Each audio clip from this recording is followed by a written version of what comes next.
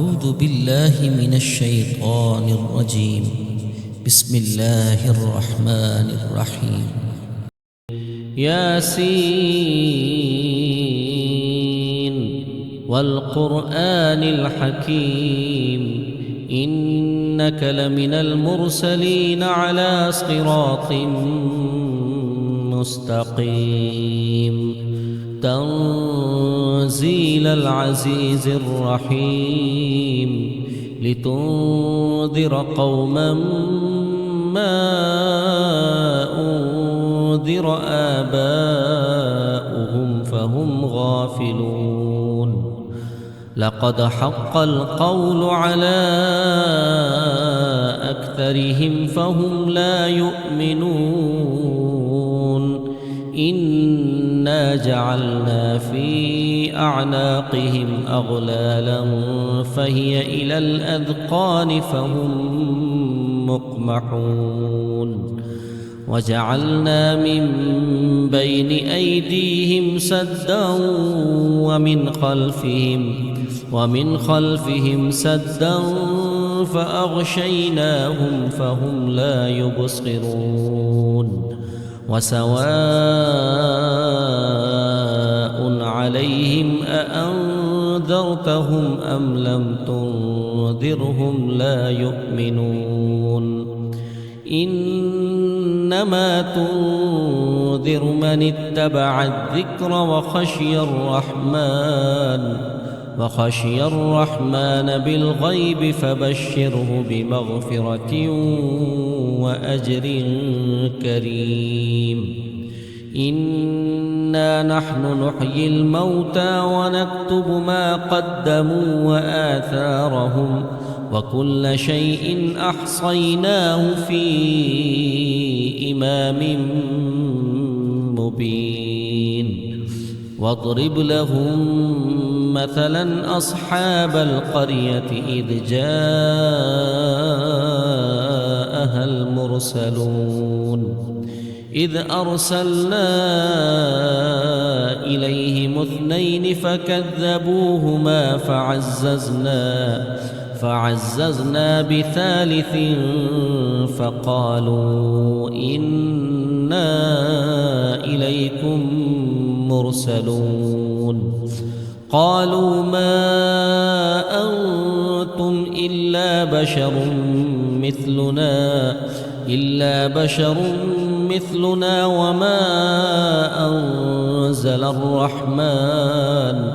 وما أنزل الرحمن من شيء إن أنتم إلا تكذبون قالوا ربنا يعلم إنا إليكم لمرسلون وما علينا إلا البلاغ المبين قالوا إنا تطيرنا بكم لئن لم تنتهوا لنرجمنكم وليمسنكم منا عذاب أليم قالوا طائركم معكم أئن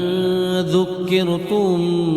بل أنتم قوم مسرفون وجاء من أقصى المدينة رجل يسعى قال يا قوم اتبعوا المرسلين اتبعوا من لا يسألكم أجرا وهم مهتدون وما لي لا أعبد الذي فطرني وإليه ترجعون أأتخذ من دونه آلهة إن يردني الرحمن بضر لا تغن عني شفاعتهم شيئا ولا ينقذون إني إذا لفي ضلال مبين إني آمنت بربكم فاسمعون قيل ادخل الجنة قال يا ليت قومي يعلمون بما غفر لي ربي وجعلني من المكرمين وما أنزلنا على قومه من بعده من جند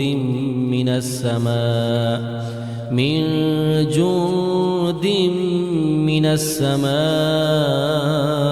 وما كنا منزلين إن كانت إلا صيحة واحدة فإذا هم خامدون يا حسرة على العباد ما يأتيهم من رسول إلا كانوا به يستهزئون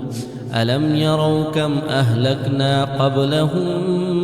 من القرون أنهم إليهم لا يرجعون وإن كل لما جميع لدينا محضرون وآية لهم الأرض الميتة أحييناها وأخرجنا منها حبا فمنه يأكلون وجعلنا فيها جنات من نخيل وأعناب وفجرنا فيها من العيون ليأكلوا من ثمره وما عملته أيديهم أفلا يشكرون سبحان الذي خلق الأزواج كلها مما تنبت الأرض ومن أنفسهم ومما لا يعلمون وآية لهم الليل نسلخ منه النهار فإذا هم مظلمون والشمس تجري لمستقر لها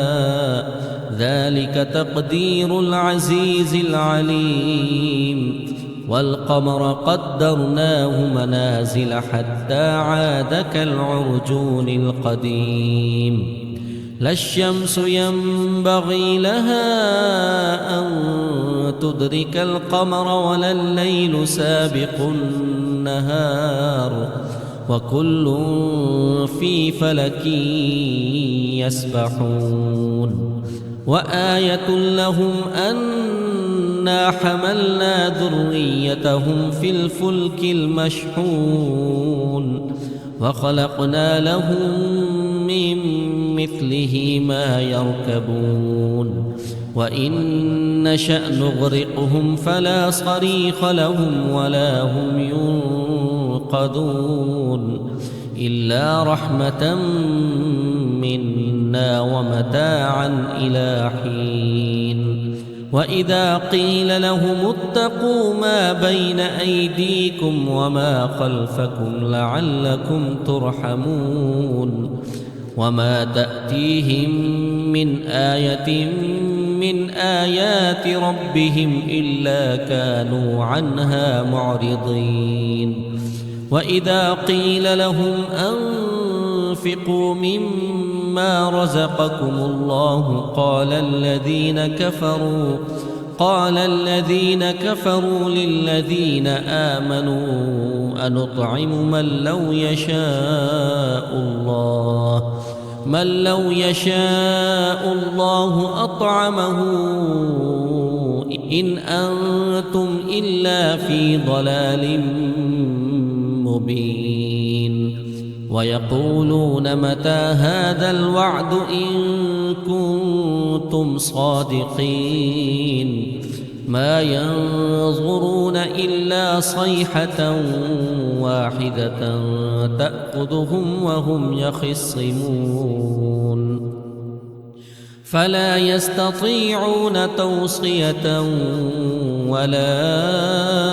إلى أهلهم يرجعون ونفخ في الصور فإذا هم من الأجداث إلى ربهم ينسلون قالوا يا ويلنا من بعثنا من مرقدنا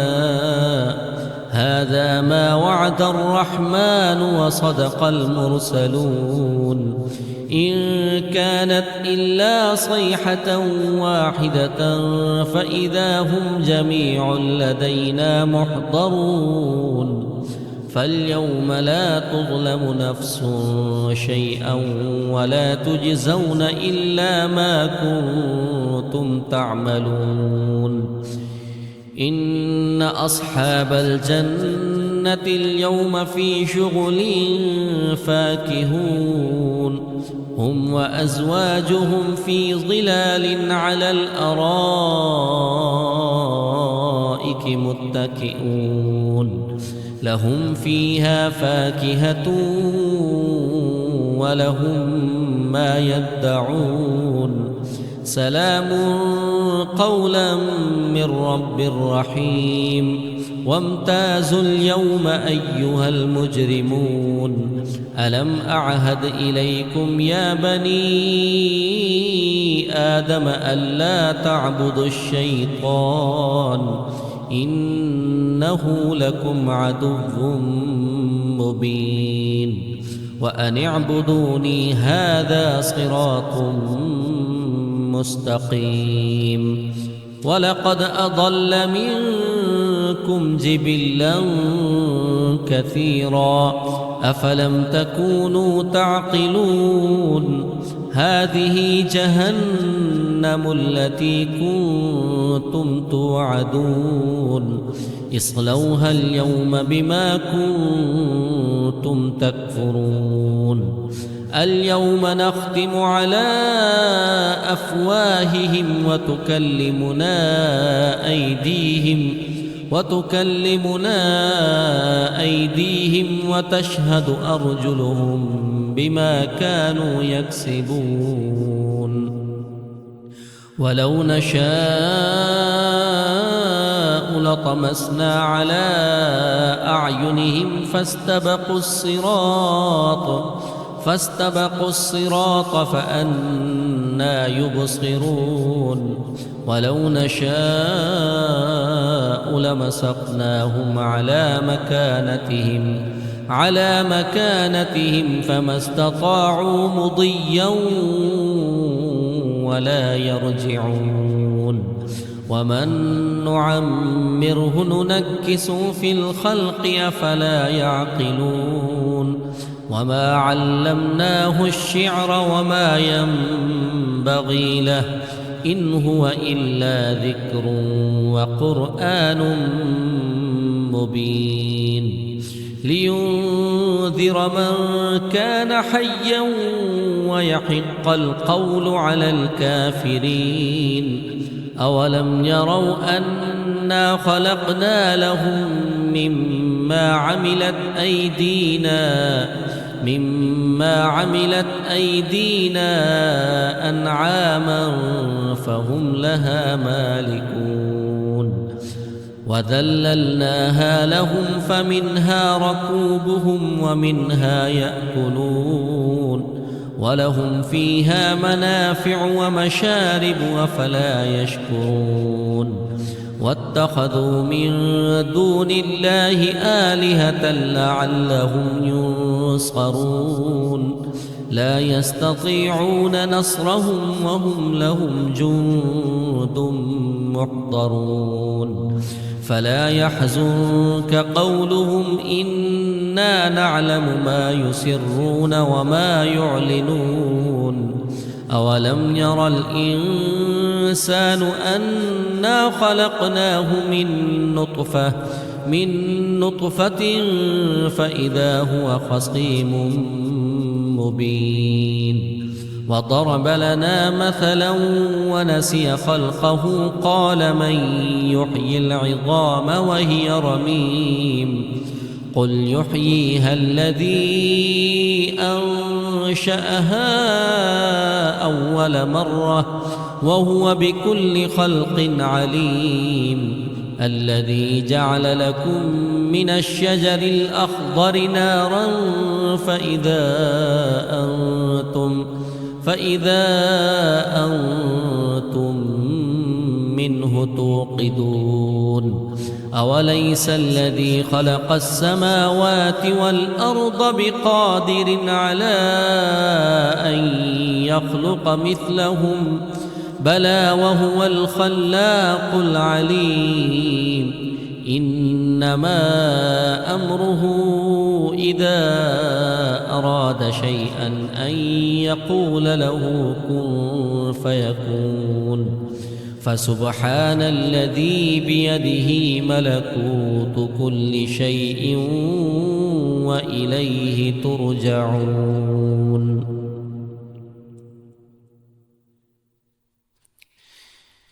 بسم الله الرحمن الرحيم. الرحمن علم القرآن خلق الإنسان علمه البيان الشمس والقمر بحسبان والنجم والشجر يسجدان والسماء رفعها ووضع الميزان ألا تطغوا في الميزان وأقيموا الوزن بالقسط ولا تخسروا الميزان والأرض وضعها للأنام فيها فاكهة والنخل ذات الأكمام والحب ذو العصف والريحان فبأي آلاء ربكما تكذبان خلق الإنسان من صلصال كالفخار وخلق الجان من مارج من نار فبأي آلاء ربكما تكذبان رب المشرقين ورب المغربين فبأي آلاء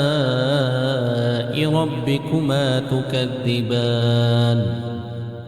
مرج البحرين يلتقيان بينهما برزخ لا يبغيان فبأي آلاء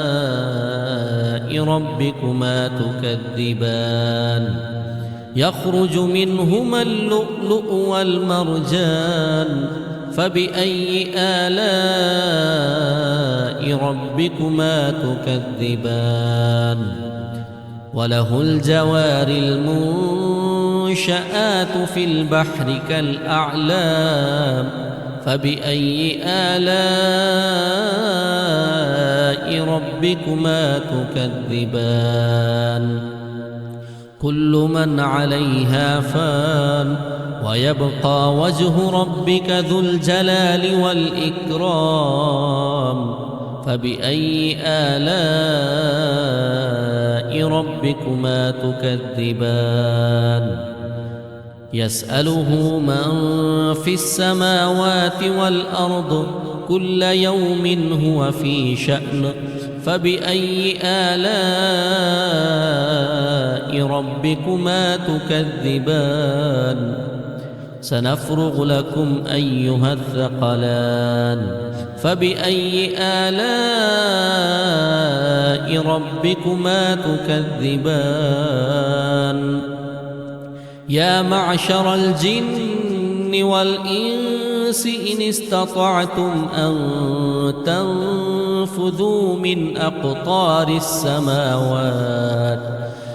أقطار السماوات والأرض فانفذوا لا تنفذون إلا بسلطان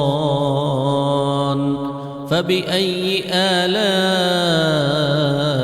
ربكما تكذبان يرسل عليكما شواظ من نار ونحاس فلا تنتصران فبأي آلاء ربكما تكذبان فإذا انشقت السماء فكانت وردة كالدهان فبأي آلاء ربكما تكذبان فيومئذ لا يسأل عن ذنبه إنس ولا جان فبأي آلاء ربكما تكذبان يعرف المجرمون بسيماهم فيؤخذ بالنواصي والأقدام فبأي آلاء ربكما تكذبان هذه جهنم التي يكذب بها المجرمون يطوفون بينها وبين حميم آن فبأي آلاء ربكما تكذبان ولمن خاف مقام ربه جنتان فبأي آلاء ربكما تكذبان ذواتا أفنان فبأي آلاء ربكما تكذبان فيهما عينان تجريان فبأي آلاء ربكما تكذبان فيهما من كل فاكهة زوجان فبأي آلاء ربكما تكذبان متكئين على فرش بطائنها من استبرق وجنى الجنتين دان فبأي آلاء ربكما تكذبان فيهن قاصرات الطرف لم يطمثهن إنس قبلهم ولا جان فبأي آلاء ربكما تكذبان كأنهن الياقوت والمرجان فبأي آلاء ربكما تكذبان هل جزاء الإحسان إلا الإحسان فبأي آلاء ربكما تكذبان ومن دونهما جنتان فبأي آلاء ربكما تكذبان مدهامتان فبأي آلاء ربكما تكذبان فيهما عينان نضاختان فبأي آلاء ربكما تكذبان فيهما فاكهة ونخل ورمان فبأي آلاء ربكما تكذبان فيهن خيرات حسان فبأي آلاء ربكما تكذبان حور مقصورات في الخيام فبأي آلاء ربكما تكذبان لم يطمثهن إنس قبلهم ولا جان فبأي آلاء ربكما تكذبان متكئين على رفرف خضر وعبقري حسان فبأي آلاء ربكما تكذبان تبارك اسم ربك ذي الجلال والإكرام. بسم الله الرحمن الرحيم. إذا وقعت الواقعة ليس لوقعتها كاذبة خافضة رافعة إذا رجت الأرض رجا وبست الجبال بسا فكانت هباء منبثا وكنتم أزواجا ثلاثة فأصحاب الميمنة ما أصحاب الميمنة وأصحاب المشأمة ما أصحاب المشأمة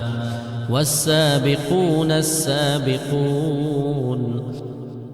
أولئك المقربون في جنات النعيم ثلة من الأولين وقليل من الآخرين على سرر موضونة متكئين عليها متقابلين يطوف عليهم ولدان مخلدون بأكواب وأباريق وكأس من معين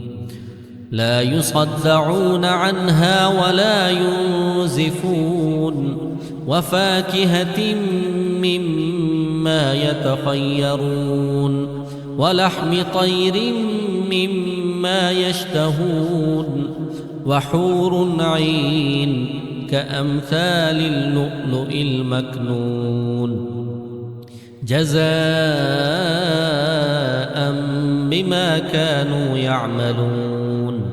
لا يسمعون فيها لغوا ولا تأثيما إلا قيلا سلاما سلاما وأصحاب اليمين ما أصحاب اليمين في سدر مخضود وطلح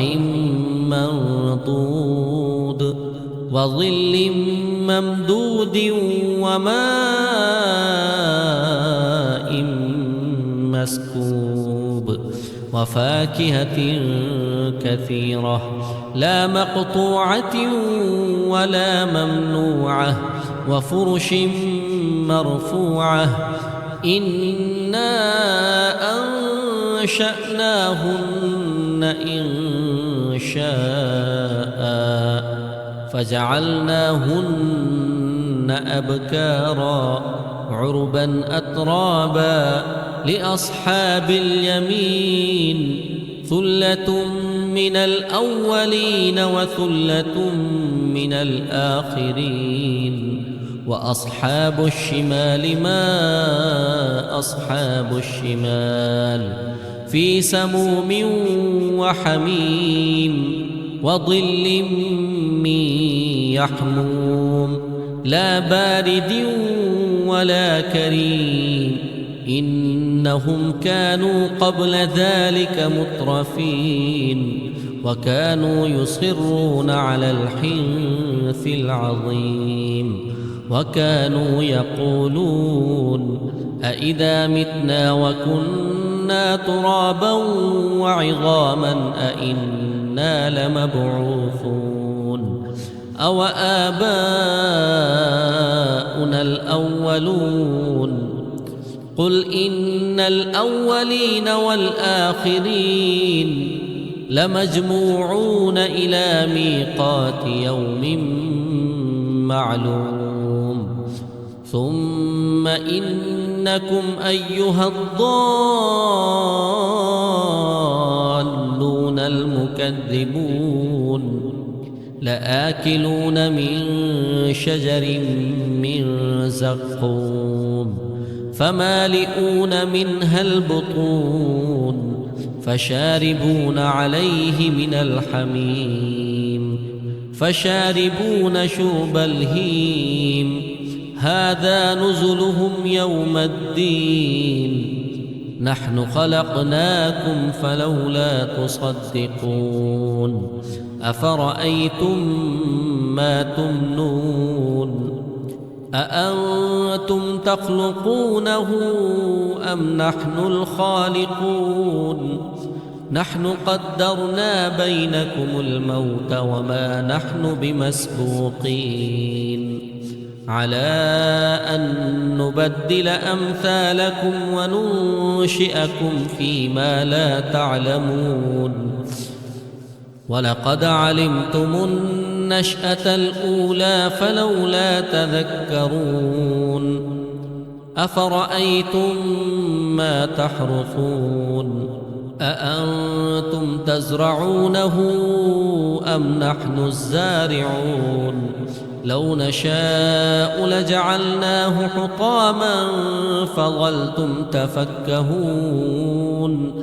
إنا لمغرمون بل نحن محرومون أفرأيتم الماء الذي تشربون أأنتم أنزلتموه من المزن أم نحن المنزلون لو نشاء جعلناه أجاجا فلولا تشكرون أفرأيتم النار التي تورون أأنتم أنشأتم شجرتها أم نحن المنشئون نحن جعلناها تذكرة ومتاعا للمقوين فسبح باسم ربك العظيم فلا أقسم بمواقع النجوم وإنه لقسم لو تعلمون عظيم إنه لقرآن كريم في كتاب مكنون لا يمسه إلا المطهرون تنزيل من رب العالمين أفبهذا الحديث أنتم مدهنون وتجعلون رزقكم أنكم تكذبون فلولا إذا بلغت الحلقوم وأنتم حينئذ تنظرون ونحن أقرب إليه منكم ولكن لا تبصرون فلولا إن كنتم غير مدينين ترجعونها إن كنتم صادقين فأما إن كان من المقربين فروح وريحان وجنة نعيم وأما إن كان من أصحاب اليمين فسلام لك من أصحاب اليمين وأما إن كان من المكذبين الضالين فنزل من حميم وتصلية جحيم إن هذا لهو حق اليقين فسبح باسم ربك العظيم بسم الله الرحمن الرحيم تبارك الذي بيده الملك وهو على كل شيء قدير الذي خلق الموت والحياة ليبلوكم أيكم أحسن عملا وهو العزيز الغفور الذي خلق 7 سماوات طباقا ما ترى في خلق الرحمن من تفاوت فارجع البصر هل ترى من فطور ثم ارجع البصر كرتين ينقلب إليك البصر خاسئا وهو حسير ولقد زينا السماء الدنيا بمصابيح وجعلناها رجوما للشياطين وأعتدنا لهم عذاب السعير وللذين كفروا بربهم عذاب جهنم وبئس المصير إذا ألقوا فيها سمعوا لها شهيقا وهي تفور تكاد تميز من الغيظ كلما ألقي فيها فوج سألهم خزنتها ألم يأتكم نذير قالوا بلى قد جاءنا نذير فكذبنا وقلنا ما نزل الله من شيء إن أنتم إلا في ضلال كبير وقالوا لو كنا نسمع أو نعقل ما كنا في أصحاب السعير فاعترفوا بذنبهم فسحقا لأصحاب السعير إن الذين يخشون ربهم بالغيب لهم مغفرة وأجر كبير وأسروا قولكم أو اجهروا به إنه عليم بذات الصدور ألا يعلم من خلق وهو اللطيف الخبير هو الذي جعل لكم الأرض ذلولا فامشوا في مناكبها وكلوا من رزقه وإليه النشور أأمنتم من في السماء أن يخسف بكم الأرض فإذا هي تمور أم أمنتم من في السماء أن يرسل عليكم حاصبا فستعلمون كيف نذير ولقد كذب الذين من قبلهم فكيف كان نكير أولم يروا إلى الطير فوقهم صافات ويقبضن ما يمسكهن إلا الرحمن إنه بكل شيء بصير أمن هذا الذي هو جند لكم ينصركم من دون الرحمن إن الكافرون إلا في غرور أمن هذا الذي يرزقكم إن أمسك رزقه بل لجوا في عتو ونفور أفمن يمشي مكبا على وجهه أهدى أمن يمشي سبيا على صراط مستقيم قل هو الذي أنشأكم وجعل لكم السمع والأبصار والأفئدة قليلا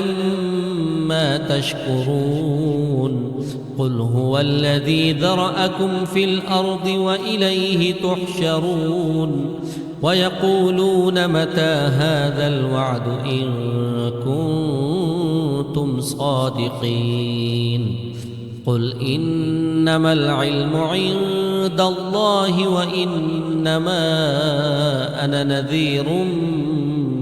مبين فلما رأوه زلفة سيئت وجوه الذين كفروا وقيل هذا الذي كنتم به تدعون قل أرأيتم إن أهلكني الله ومن معي أو رحمنا فمن يجير الكافرين من عذاب أليم قل هو الرحمن آمنا به وعليه توكلنا فستعلمون من هو في ضلال مبين قل أرأيتم إن أصبح ماؤكم غورا فمن يأتيكم بماء معين بسم الله الرحمن الرحيم يا أيها المزمل قم الليل إلا قليلا نصفه أو انقص منه قليلا أو زد عليه ورتل القرآن ترتيلا إنا سنلقي عليك قولا ثقيلا إن ناشئة الليل هي أشد وطئا وأقوم قيلا إن لك في النهار سبحا طويلا واذكر اسم ربك وتبتل إليه تبتيلا رب المشرق والمغرب لا إله إلا هو فاتخذه وكيلا واصبر على ما يقولون واهجرهم هجرا جميلا وذرني والمكذبين أولي النعمة ومهلهم قليلا إن لدينا أنكالا وجحيما وطعاما ذا غصة وعذابا أليما يوم ترجف الأرض والجبال وكانت الجبال كثيبا مهيلا إنا أرسلنا إليكم رسولا